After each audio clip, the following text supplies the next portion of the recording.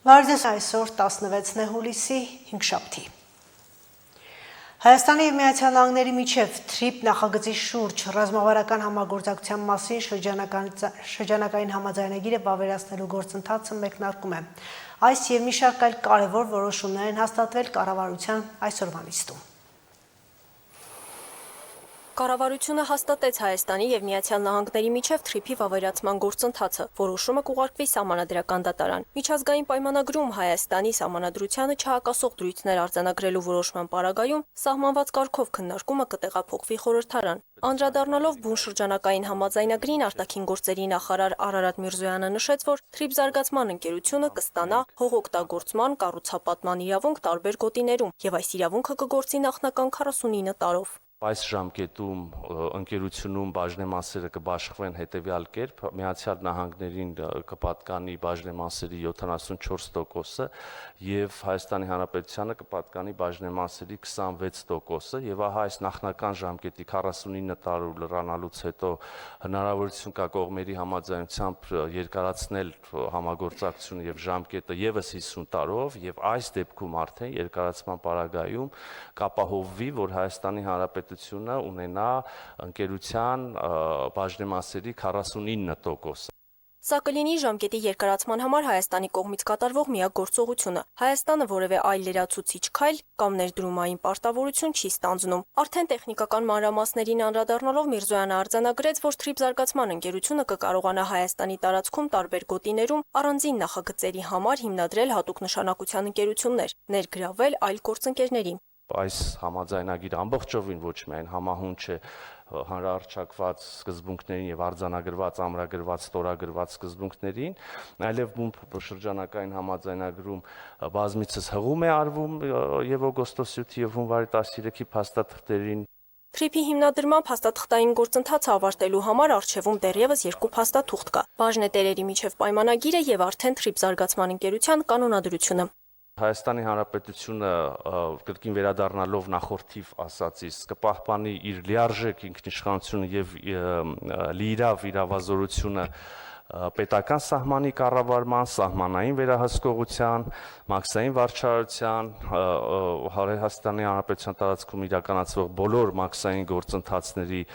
նկատմամբ։ Կառավարությունը քննարկեց նաև այլ հարցեր։ Հաստատվեց Հայաստանից Եվրամիության երկրներ ձկան կամ ձկնամթերքի արտահանման նպատակով տնտեսվարող սուբյեկտի գրանցման, գրանցումը դադարեցնելու եւ առողջության սերտիֆիկատ տալու կարգը։ Հայաստանի Հանրապետությունը Եվրոպական հանձնաժողովի կողմից պաշտոնապես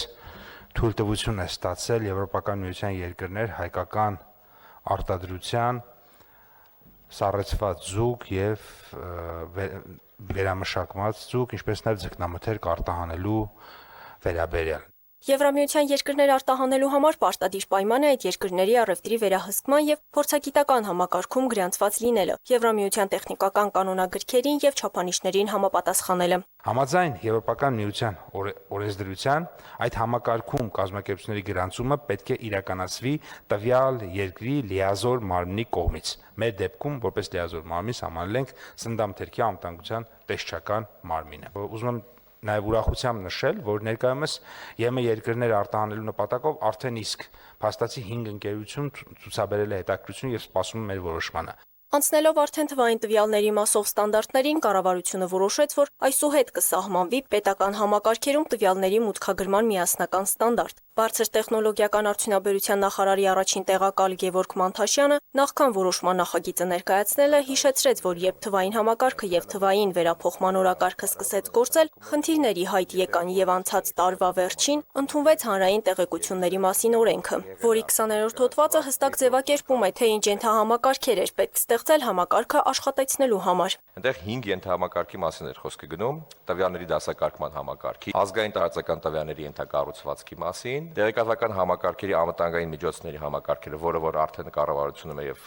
հաջորդ նիստերին կներկայացնենք, եւ պետական տեղեկատվական համակարգի կառավարման համակարգը, որը այսօր նույնպես ես կներկայացնեմ։ Ըստ նախարարի տեղակալի այս համակարգերի փոխգործելիությունը եւ մի ստանդարտով իրար հետ շփվելը շատ կարեւոր են, որպիսի ճշգրիտ եւ առանց խափանումների տեղեկություններ փոխանակվեն համակարգերի միջև։ Նա նաեւ օրինակ բերեց, թե ինչ ձևաչափով այդ տեղեկությունները պետք է հավաքագրվեն։ Օրինակ, եթե մեր ներքին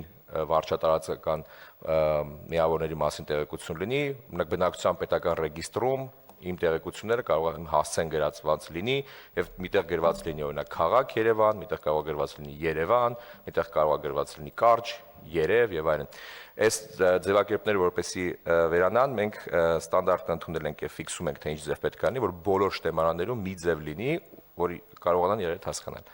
Նիստը վարող փոխվարչապետ Մհեր Գրիգորյանը պարզաբանեց, որ ստեղծում են մի ստանդարտ, որը պետք է օգտագործվի շտեմարաններում տվյալների մուտքագրման, պահպանման եւ հետագա օգտագործման համար։ Ըստ էության սա իմպերատիվ է պետական մարմինների համար, թե ոնց ենք մենք աշխատելու տվյալի հետ,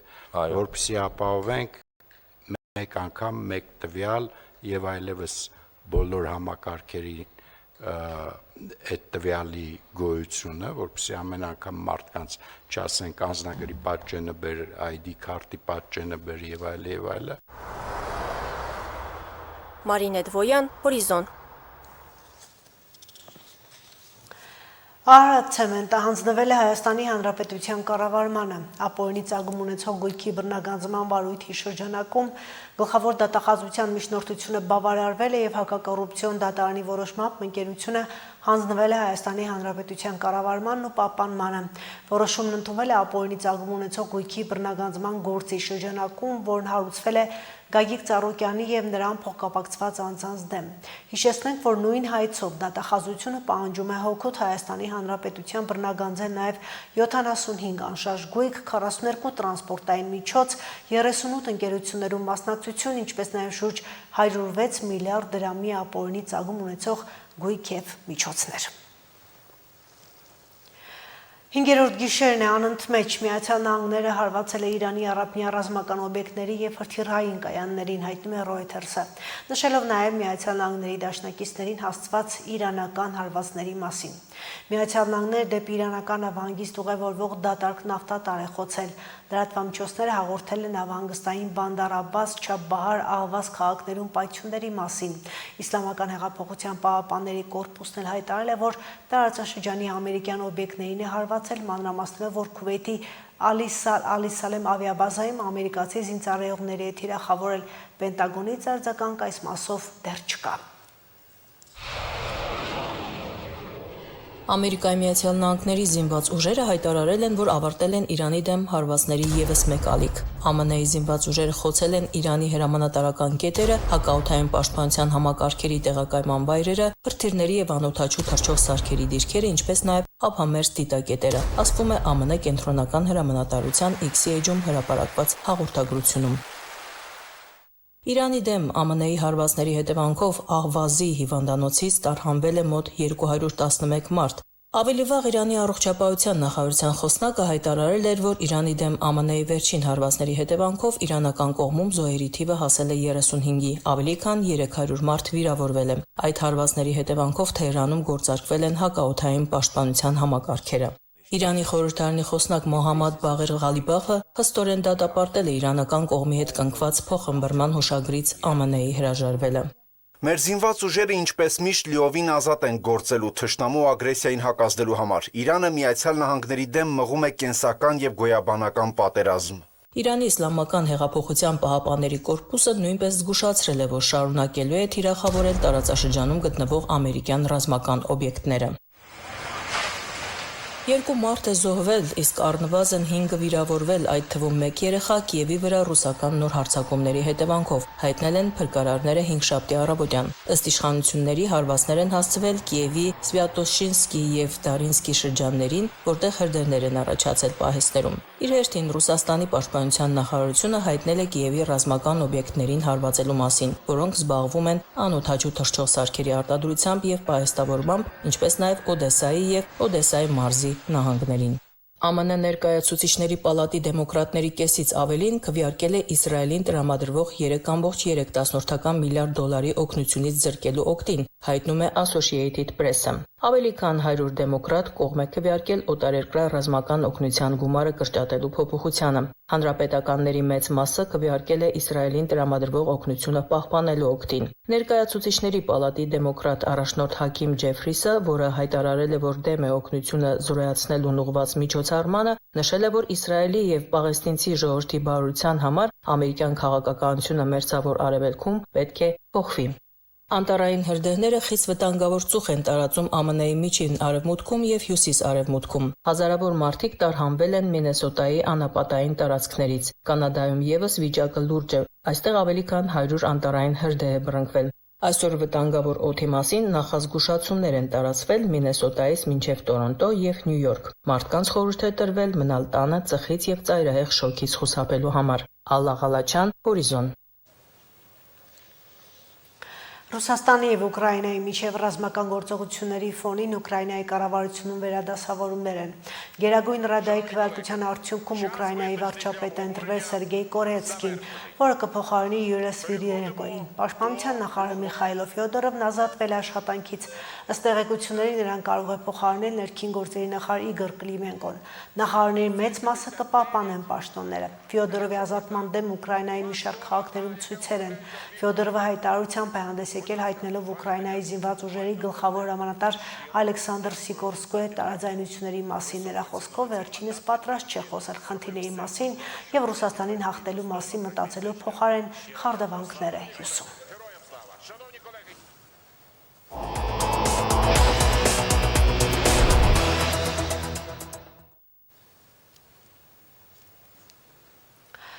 Ինչ էր տեղ ունեցել երեկ երեկոյան Գյումրիի Սայաթ-Նովա փողոցում, որը վերածվել է վիճաբանության եւ քաշքշուկի, կատարվածի վերաբերյալ հաղորդագրություն է տարածել ներքին գործերի նախարարության ոստիկանությունը, որտեղ նշվում է, որ հուլիսի 15-ին ժամը 21:10-ի սահմաններում Սայաթ-Նովա փողոցում Audi մակտիշի մեքենայի վարորդի կատարած իրավախախտումներն արձանագրելու ժամանակ Շիրակի մարզի գումարտակի պարեկներին են մոտեցել նրա երկու ընկերները, խոչընդոտել են պարեկների օրինական գործողությունները, դրսևորել անհարգալից վերաբերմունք, հնչեցրել վիրավորական արտահայտություններ, միաժամանակ խաթարելով բնականոն երթևեկությունը։ 32, 41 եւ 47 տարեկան 3 տղամարդիկ ձերբակալվել են եւ տեղափոխվել են ոստիկանության Կումայրի բաժին, ապա կազմված փաստաթղթերի հետ ներկայացել Շիրակի մարզային քննչական վարչություն։ Ոստիկանությունը հերքում է դանակահարության վերաբերյալ տարածած տեղեկատվությունը։ Գյումրիի Գարեգին Իժդիև Պրոշյան փողոցների խաչմերուկում բացվել է Ալեքսանդրապոլի նահանգի առաջին նահանգապետ, Հայաստանի առաջին հանրապետության խորհրդարանի անդամ, գրականագետ, տպագրիչ, հրապարակախոս Կարո Սասունի բրոնզաձույլ արձանը։ Քչերն է հայտնի Կարո Սասունիի քաղաքական, հասարակական, գրական գործունեությունը։ Վավերագրական փաստաթղթերը վկայում են նրա հայրենանվեր աշխատանքի մասին։ Այդ շարքում առանձնակի ուշադրության է արժանի գործիչի Ալեքսանդրապոլի նահանգում աշխատած շրջանը։